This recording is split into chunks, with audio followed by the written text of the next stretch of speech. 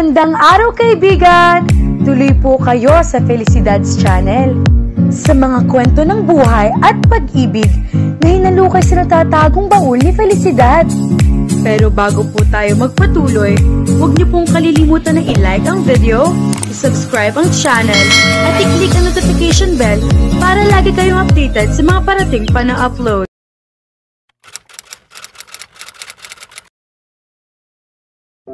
Nagsisimula na kumalat ang dilim sa buong rancho at paikot-ikot sa silid niya si Alanis. Ang hapunang ipinapanhik niya sa isa sa mga katulong ay nanatiling nakatakip sa mesita at hindi niya magawang tignan man lamang.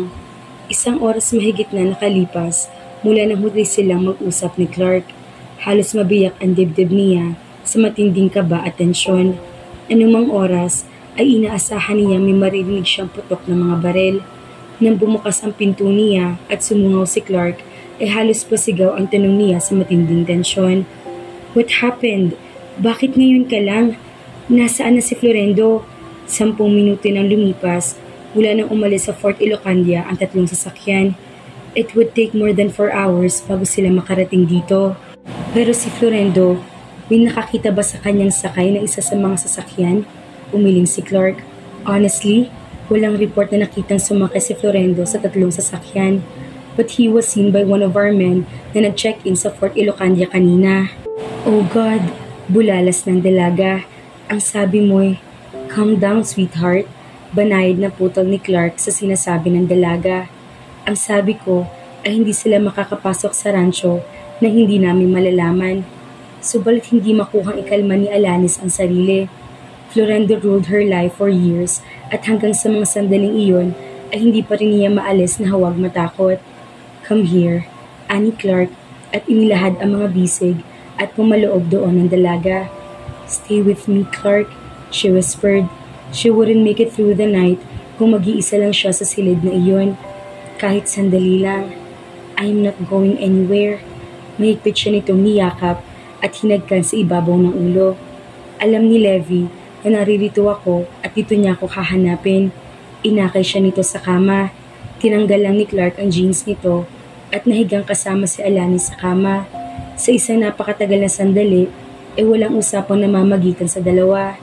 Kontento na si Alanis na nasa mga bisig ni Clark. Nakatalikod siya rito at nakayakap ito sa kanya. Walang natatandaan si Clark na nagkaroon ng ganitong damdamin sa isang babae. He had never known how a woman could get beneath his skin and fill up his heart, his whole senses, tulad ng ginagawa ni Alanis sa kanya. Patuloy sa paglipas ang mga sandali. Alam nito na anumang oras ay tatayo ito at haharapin ang dapat harapin. But he couldn't do that without taking her again, if only for the last time. He softly caressed her breast and he was rewarded by a soft sleepy moan. I want you, Alanis. I need you so much, he whispered as he gave her shoulder one sweet bite. I want you too, sagot ng dalaga. Banayad na itinaas ni Clark ang damit ng dalaga and slid her briefs down. Alanis made the job easy by helping him. Hindi binago ni Clark ang posisyon nilang dalawa, as if to move would take so much precious time away from her. It was pure bliss being in Clark's arm. Kung maaari lang manatili sa mga bisig nito sa habang panahon, na magmulat siya ng mga mata ay nakatitig sa kanya si Clark. How long have you been staring at me? She asked softly. He smiled. A lifetime. I want to preserve the memory of you in my mind. Memory? Why memory, Clark? When I could be here with you forever if you want me to. Ang sakit ng damdamin ay gumuhit sa kanyang mga mata na agad niyang ibinaling ang mukha upang huwag makita ni Clark ang nakapaloob doon. He didn't promise her anything, only safety from Florendo's hands, but she wanted more than just safety. Gusto niyang ipangako ni Clark sa kanya ang bukas. Ang habang panahon, tumunog ang telepono sa ibabaw ng night table. Agad iyong inabot ni Clark sa kalagitnaan ng unang ring. Yes, may kung ilang sandaling hawak nito ang phone na hindi nagsasalita. Bago, nandyan na ako, ibinalik nito sa cradle ang telepono at mabilis na bumangon. What? Sa Alanis na ang kaba ay halos magpabasag sa dibdib niya. Isang yate ang nakita sa laot. Walang ilaw. Mabilis nitong isinuot ang pantalong maong. At pagkatapos ay inabot ang t-shirt at habang ibinobotones nito iyon ay yumuko at hinagkan si Alanis sa mga labi. May papangako mo ba sa aking hindi ka lalabas ng silid mo? Tumango siya at may pakiramdam siyang gusto maparalisa ng buong katawan niya. Clark, mag-iingat ka. I will. Ikandado mo ang pinto mo paglabas ko. Tinitigan siya nito na may kung anong sandali. Bakit? Nagbuntong hininga ito. Nothing. Bolt the door. Hanggang sa maisara ni Clark ang pinto ng silid ay nanatili nakamata roon si Alanis. She couldn't help the pounding in her ears. Ganoon din ang matinding sindak na tila pumipilit sa sikmura niya. Maraming mga tauhan sa rancho si Clark. Nakahanda sila ni Levi sa sandaling ito upang mahuli si Florendo. Wala siyang dapat ikatakot at ikabahala. Subalit, hindi siya makalmante sa kalamang iyon. Hindi darating si Florendo sa rancho na hindi alam kung anong dadatnan. Kasing tuso ng ahas ang stepfather niya at ang maghintay sa kahihinatnan ng mangyayari ay ang pinakamahirap na bagay na magagawa niya. Kailangan niyang tumayo at kumilos bago pa siya mabaliw sa pagtitig sa apat na sulok ng silid na iyon o di kaya ay mamatay sa matinding tensyon. Bumaba siya ng kama at nagbihis. Ang takot na umiiral sa katauhan niya ay nagpapabagal at hindi nagpapatama sa mga kilos niya. Pagkatapos makapagsuot ng jeans at t-shirt ay lumabas sa veranda si Alanis. She could see shadows moving quietly. Or was it her imaginations? Pumasok siyang muli sa silid at lumabas mula roon. Nasa hallway na siya sa labas ng silid niya nang marinig ang mga putok. Napasinghap ang dalaga at nahinto sa paghakbang. Tila may malakas na dagot siyang naramdaman sa dibdib niya. Pagkatapos ay nauulinigan niya ang mga tinig ng mga kalalakihan sa di kalayuan na tila nagkakagulo. Sandali ay napuno ng kalituhan ang isip niya. Saan siya pupunta at anong gagawin niya? To the basement, kung saan naroroon si Karel. She would feel safer there with her. Hihiga siya sa tabi nito at hihintayin doon si Clark. Patakbo niyang tinungo ang hagdan pababa sa ground floor. The whole house seemed deserted at mula sa glass door panel ay tila walang katapusang kadiliman ang nakikita niya. Bagaman alam niya na papaligiran ang buong bahay ng mga tauhan ang mga anino nakatago sa dilim. Patakbo niyang tinungo ang hagdan patungo sa basement. Nasa pasilyo na siya patungo sa silid na inookupahan ni Karel at Eloy na mula sa dulong pasilyo ay dalawang tao ang naaaninag niya sa mapusyaw na liwanag ng hallway. Alanis, kila siya na estatwa sa pagkakatayo. Ang marahas sa tinig na iyon ni Florendo ay tila kulog sa pandinig niya. She blinked twice bago tuluyang lumiunaw ang dalawang tao sa dulo ng pasilyo. Itim ang suot nito, tila kapote na nakabalot sa katawan. Subalit nang alisin nito ang plastic hood at ninitian si Alanis, ay ganoon na lang ang pagsisikap niyang huwag umikot ang paningin. Pagkatapos ay inilipat niya ang tingin sa katabi nito, si Grace. She reached for the wall at umamot doon ng lakas. Nang muling sulyapan ni Alanis sa Florendo, ay humakbang ito palapit. Kumikislap ang mga mata nito sa pamilyang obsession at paghahangad sa kanya. She wanted to run as fast as she could away from him. Pero tila ipinako siya sa pagkakatayo. Nakangiti inilahad ni Florendo ang kamay sa kanya. I'm here not to get you, Alanis. She was so afraid, subalit hindi kailangan makita ni Florendo iyon. Sa nanginingkit na mga mata, ay tinuon niya ang paningin kay Grace. You betrayed Clark. Galit niyang akusa. How could you betray them? Isang paismid ng ngiti ang baliwalang pinakawala ni Grace. Ikaw lang ang kailangan ni Florendo, Alanis. Bakit kailangan pahirapan ko ang mga bagay-bagay at naising maraming masaktan ng dahil sa iyo? Clark and Levi would kill you for this. Iyan ay kung malalaman nila. Wika nito na sinulyapan si Florendo.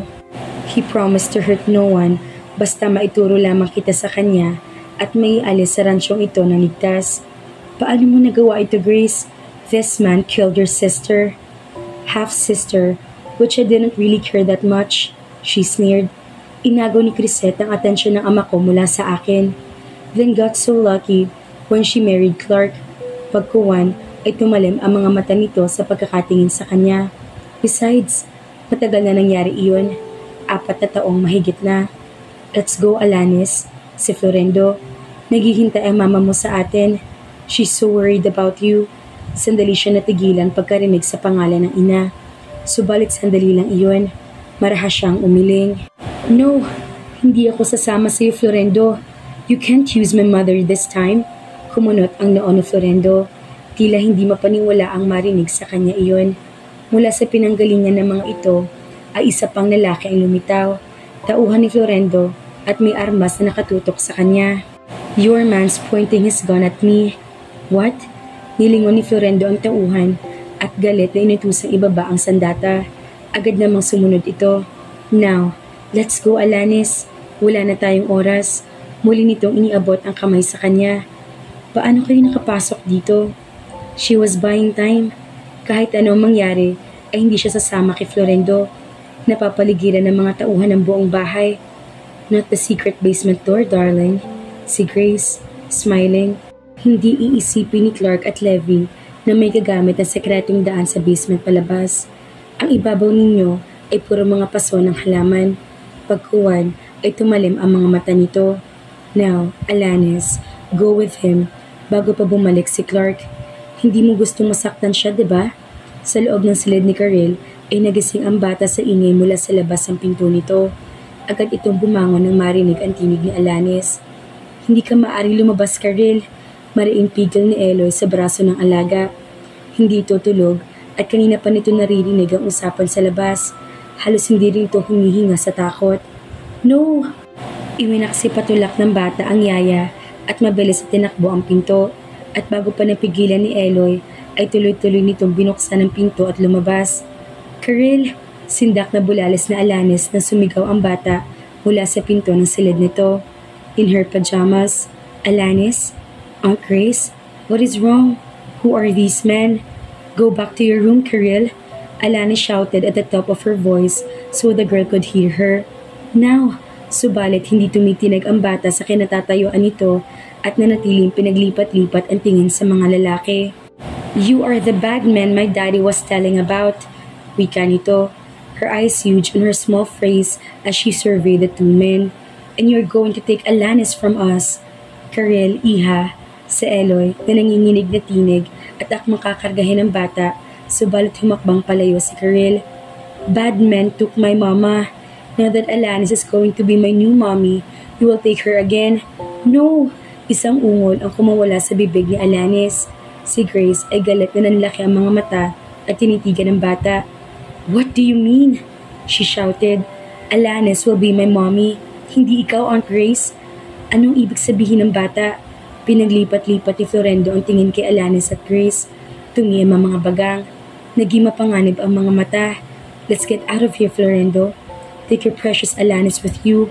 Sigaw ni Grace na nanlilisik ng mga mata. Dalian mo o hindi ko yung makakalabas ng buhay dito. Nilingon ni Florendo si Grace. Then, I'll kill you first. Hindi birong salapi ang hiningi mong kapalit. Pagkatapos ay humakbang at mabilis hinawakan nito ang kamay ni Alanis. Tayo na. Maraming sandali na nasayang sa atin. Subalit tinakbo ni Karel si Alanis at yumakap sa mga binti ng dalaga. No! Huwag ninyo siyang kunin. Bago pa makakilos si Alanis, ay niyuko ni Grace ang bata at pahablot na kinuha mula sa pagkakayakap sa mga binti niya. Come here, brat. Alanis closed her eyes. It had to be now or never. She got hold of Florendo's wrist na nag-aakalang sumasama na siya rito. Maingat na kinapang palapusuhan nito. Then her thumb pressed the pressure point and twisted his arm. Napaoklo si Florendo kasabay na matinding sakit na bumabalate sa mukha nito. Nanlaki ang mga mata ni Alanis. She couldn't believe that she inflicted him that pain, and it felt good. Alanis, anong... He was on his knees. Pain and weakness filled him. Bitiwan mong kamay ko. I am not coming with you, bastard. She hissed. Sinikap ni Florendo na lumingon sa tauhan na hindi rin malaman ang gagawin. Ang armas ay nakataas at hindi malaman kung saan iuumang. Then we will all die here. Kill the girl and Grace. Nakuhang iutos si Florendo sa panlalaki ng mga mata ni Alanis. No! Sigaw ni Alanis, sabay bitiw sa kamay ni Florendo at patakbong tinungo si Karel. Tulad sa isang slow motion, ay hinablot niya ang bata mula kay Grace. Ang tauhan ni Florendo sa gahiblang pagitan ay nawala sa target na isang malakas na flying kick ang tumama rito Ganoon man, inaiputok na nito ang baril na hawak. Ang bala ay humagin sa kaliwang balikat ni Alanis at tumago sa dibdib ni Grace. Sabay na tumumba sa sahig ang tatlo. Kasunod rin noon ay ang pagpagsak ng tauhan ni Florendo. Si Florendo na hindi pa halos nakaka-recover sa panghihina ay pagapang na lumapit kay Alanis nang isang malakas na sipa sa sikmura ang tumama rito at gumulong ito palayo. "Oh God, Alanis, tinamaan ka!" Sindak na napaluhod si Clark sa tabi ng anak at ng dalaga, gathering them in his arms and hugging them tightly. "Daddy, I am okay, Clark," wika niya sa nanginginig na tinig. Nilingon si Florendo na napusasan na ni Levi. Ang kirot ng sugat ay napangibabawan ng kasiyahang malaya na siya kay Florendo. "Take her out of here. I'll take you both out of here. Pero may sugat ka." Marahas nitong sinuri ang katawan ng dalaga at pagkatapos ay ang anak kung may iba pang napinsala. Na makitang wala at hindi mapanganib ang haging nito sa balikat ay humalili ang relief sa terror na nadama nito kani-kanina lang. Nakababa na sila mula sa hagdan sa likod na dinaanan ng mga ito nang marinig ang utos si Florendo sa tauhan. He almost died when Alanis dove for his daughter at he was paralyzed for a moment. At hanggang hiblang sandaling iyon ay muntik na ikamatay ng dalawang babaeng pinakamahalaga sa kanya. He was so foolish to have allowed fear and stop in his tracks in that single moment. He could have lost them both. "Alanis, honey," si Florendo. Naroon pa rin ang disbelief sa mga mata. "You can't allow them to do this to me. Go to hell, Florendo," wika ng dalaga sa kalmanting tinig. Her fear for him was totally erased. He wasn't that powerful as she thought all her life. She saw his pain as she tried one of the self-defense she learned and studied years ago. "Get him out of here, Levi, before I kill him with my bare hands," utos ni Clark sa nagtatagis ng mga bagang. "It would be easy to kill you, Canlas, if only for the reason that you are still breathing. I'll send medic people for Grace," ani Levi, na hinila si Florendo at kasino ng sinulyapan ng dugo ang babae. Noon lang naisip ni Alanis si Grace. "Oh God, don't touch her," si Clark na inawat ang dalaga sa tangkang paghipos na nakahandusay ni si Grace. Ibinigay kay Alanis si Kirill. "Don't let her see her aunt." Nilapitan nito at pinulsuhan ng babae. The muscles in his jaw flexed, then shook his head sadly. Nanlumong napaungol si Alanis. "Let's get to your room. Can you make it?" ani Clark sa kanya. Kinarga ang anak at inabot ang kamay kay Alanis upang alalayan siyang tumayo. "Si Aunt Grace, Daddy." "Shh! Don't look at her, sweetheart." Si Eloy ay takot na inabot ang bata mula sa ama at niyakap. Ang iniisip na pinakamagaang na parusa ay ang matanggal ito sa trabaho. Ang naging kapabayaan nito ay muntik ng buhay ni Karel ang naging kapalit. "Sir, hindi ko po." "That is okay, Eloy. I know my daughter, but you could have done better," Clark said sternly. Ipanhik mo na siya sa sariling silid niya. Agad na nagpatiunang lumakad ang yaya papanhik sa itaas. Clark scooped Alanis in his arms. "Put me down, Clark. Kaya ko namang lumakad." "Shh! Be still and hold me."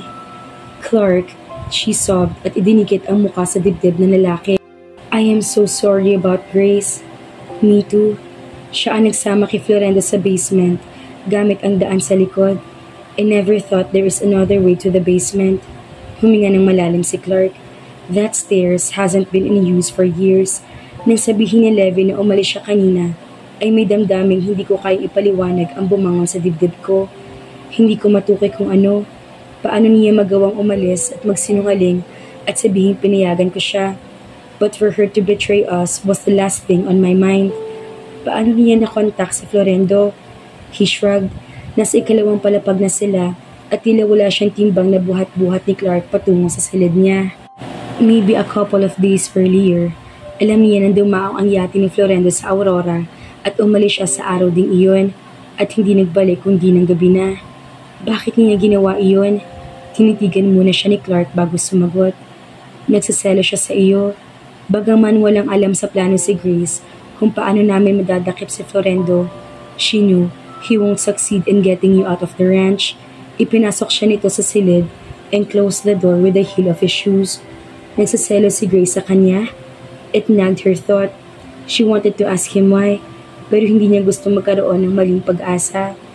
What happened to Florendo's men? Well taken care of. Levi sa CIS Alanis. Everything was planned with the cooperation of his superior and men. Florendo will spend the rest of his damn life in jail. I am only worried about my mother. She'll be shocked for sure. She sighed as Clark laid her down in her bed. Pero natitiyak kung gagaling biglang anumang karamdamang inilagay ni Florendo sa katawan niya. Tumango si Clark bilang pagsang-ayon. I'll take care of that one. Wika nito. At muli tumiyem ang mukha ng matuon ng tingin sa sugatang balikat ng dalaga. Nag-iigting ang mga bagang nito habang maingat na hinuhubad ang t-shirt niya. Hell, he muttered angrily para sa sarili. Sinundan iyon ng iba pang pagmumura. So much for promises that you wouldn't get hurt. She smiled. If she was worried before of his anger, hindi na ngayon. This is just a small gash, Clark. Even smaller than the wound of my forehead. Florendo's man only winked me. It would heal soon. I'd rather you promise to take care of me forever.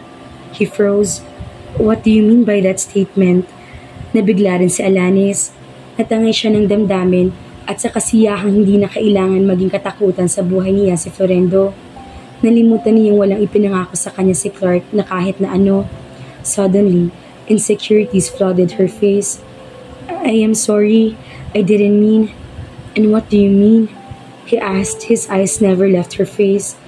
Clark, I love you so much. There, I've said it. I know you don't love me, but who gave you that idea? He cut her off. Slowly, a smile appeared on his lips. I knew you wanted your freedom very much, so it was her turn to stop him. Only from Florendo Clark, she said happily. Her arms entwined his neck, but never from you. Alanis, he spoke her name as if it was a litany. Marry me, sweetheart. Marry you? Did I shock you? His brows furrowed. I'm sorry, darling, but I have to make an honest woman out of you. Does marriage to me make you feel caged? Please don't, Alanis, because as the song goes, my love has no walls, no ceilings, no floors. Noon bumukas ang pinto ng silid at pumasok si Karil. Nasa wari ay antok na antok subalit nagsisikap manatiling gising. Kasunod nito si Eloy. Hindi ko siya mapigil, sir. It's okay, Eloy. Iwan mo siya rito at matulog ka na. Pumanhik sa kama ni Alanis ang bata at tumabi sa kanya. Agad ay tinaas ni Alanis ang kumot upang takpan ng sarili. Have you told Daddy our secret? Tanong nito kasabay ng paghihikab. Alanis laughed huskily. She never thought she could be this happy. She threw her arm around the child, gently pulled her closer and whispered to her ear, Your daddy offered to marry me. Karil's eyes were closed now, a sleepy and contented smile on her lips. I told you so. Can I start calling you mommy now? Isiniksik nito ang mukha sa dibdib ni Alanis. Hindi naghintay ng sagot ang bata and fell asleep immediately. Alanis kissed her head and whispered, So mommy it is, sweetheart. Well, for now, Mrs. Montales, I will allow your daughter to sleep here. But I hope you will soon start explaining to her that I need her mother by myself in the next few days and 100 years, he said, a twinkle in his eyes as he started to pull his shirt off his head. Isinunod ang pantalong maong at nang akma itong itatabi sa dalawang babae, ay pinigil nito ni Alanis. What? Clean my wound first. You can't allow me to sleep with bloodstains on my shoulder, can you? Clark laughed, a tender and gentle laugh. Alanis knew she was again caged, but she didn't mind as she lovingly gazed at her captor who walked to the bathroom. Clark Montales held her captive with his love that healed all her fears at alam niya sa piling ni Clark ay hindi na niya mararanasan pang muli ang takot. Salamat mga ka-felicidad sa uulitin. God bless po! Shout out po kina Nuray ni Aini at Jerilyn Tagumaya. Maraming salamat po!